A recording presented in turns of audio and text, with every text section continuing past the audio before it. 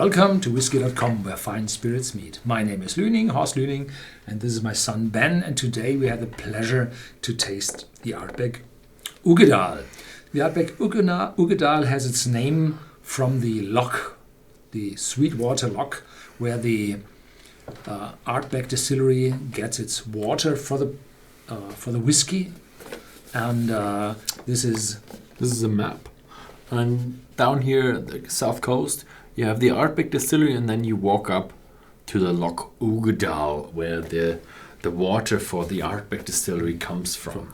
Yeah, and this Uigeadail is well maintained by the distillery, and the dam was refurbished several years ago. And 2013, I've been hiking up the mountain with the Mickey Heads, the distillery manager of Ardbeg, and spend over a wonderful evening and the night at the Loch Uigeadail in tents. And there's a whiskey video on our channel where we show our hike up to Loch Uigeadail. Mm-hmm.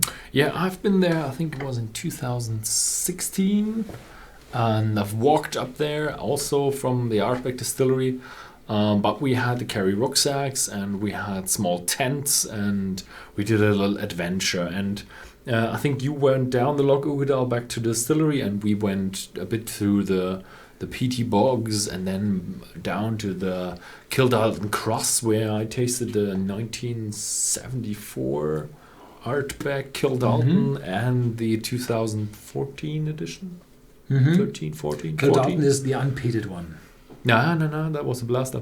Kildalton was peated one, but it wasn't like Supernova or like any hard peated one, but a normal peated one. But the 74 version, that was really good. That was really good.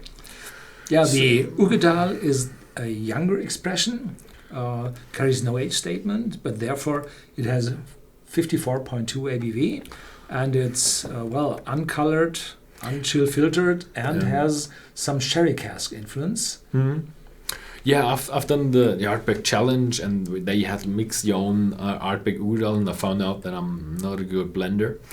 And in the end, they told us what we had to blend. I think it was 60% first fill and 30% second fill and 10% sherry or something like that. But they said it's not this the exact recipe. The exact recipe is done by us. We have the exact recipe, and you always have to fine tune it because not every whiskey comes out the same. Yeah, more to say. There are several original bottlings from Ardbeg which are constantly available. This is a 10-year-old, the Uigeadail, the Curry Wrekin, which is not here on the table, which shows even more cask influence, and then the Anor, which we will taste really soon now. And now we start with the Uigeadail. I'm always smelling at the cork because there are sometimes corks which have a bad taste, a substance called TCA, which is very weird. So it must not always be the smoke, the tar, and all those phenolic aromas which brings taste to the whiskey, but there might be other ones. Ooh, I've got more this time.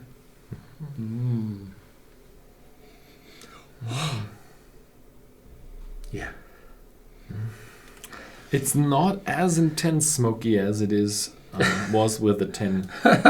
This time it's the other way around. Really? We just had it, and he said, "Well, it's really smoky," and I said, "No, not that much." And now it's completely different. Really? Yeah, but maybe but in the taste, the German taker said it's normal smoky, not that intense smoky. But it's I have more diverse smells, like that smoke really reminds me of when you open a box of cigars or pipe tobacco, and it's a fresh dry tobacco. That really reminds me of that. So the first I have is this smokiness. The second one is the sherry. Is really the sherry. Probably because I like the sherry whiskies very, very much. And afterwards, I also feel the smell of unburned tobacco from a tobacco tin. Mm-hmm. And there's a hint of bourbon style in there, like caramel and vanilla. Yeah, must be from the first fill casks. Yeah. So this time 45.2. There's still the Anor to go, so I will add a little water just to bring it down to roughly 50. I will not finish this. No, this is a lot. Now it's not that strong. The tobacco notes are getting stronger. The peat smoke develops. Yeah. Quite round. Mm-hmm.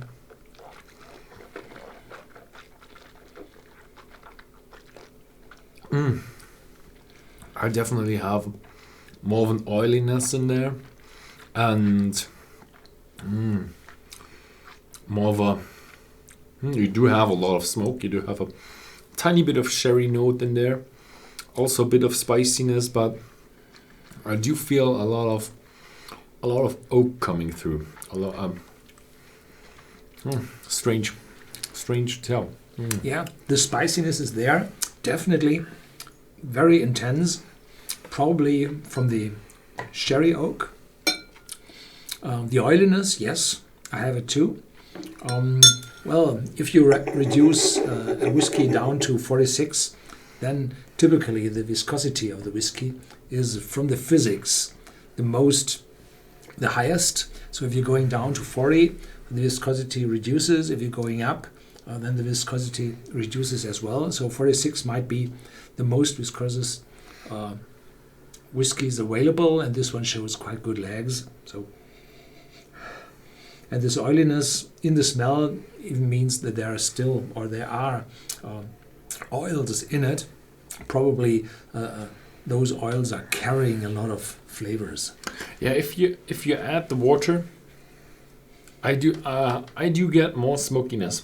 You might think you dilute it down and then you reduce the smokiness, but you dilute it, change the dilution behavior, and release a lot of phenol. What do you call it? Molecules, and then you do realize you have a lot of smoke in there. Yeah. My mouth is completely filled, and so far the Ardbeg Uigeadail is, well, my favorite Ardbeg because it shows this sherry note, has more alcohol to carry the whiskey forward, and shows this complexity, and the probably a little younger whiskey in it. I guess it's 7 to 8 years old, don't know it, brings more power, more complexity, more intensity into the whiskey. Yeah. Mm-hmm. Mm-hmm.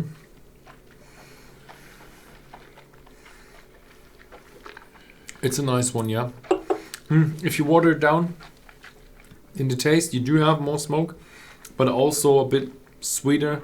It's a bit sweeter, more of a sherry note. It's nice. Yeah.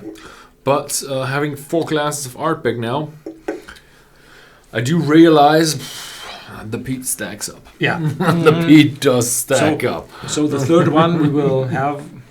I'll have a good glass of water before that. Yeah, definitely. So the third one might be a little bit covered by the 2 before. Yeah. Okay, thank you very much for watching. If you found this video interesting, then please feel free to look around on our channel, on our blog, or any whiskey site, on our Whisky.com site, and find out more about whiskey. Thank you very much for watching. See you next time.